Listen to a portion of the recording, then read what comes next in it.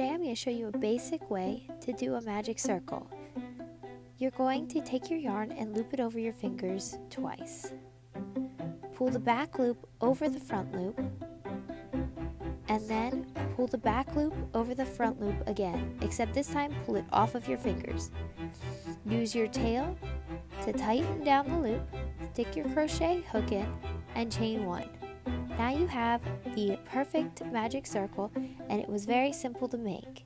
I'm just going to put a couple half double crochets to show you how easy it is to work into.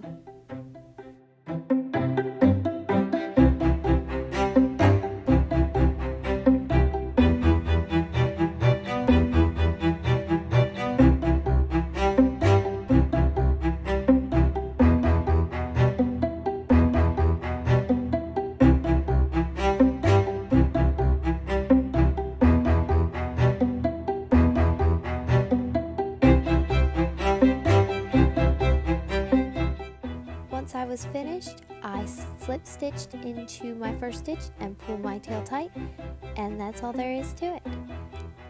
I hope you had fun, and I'll see you next time.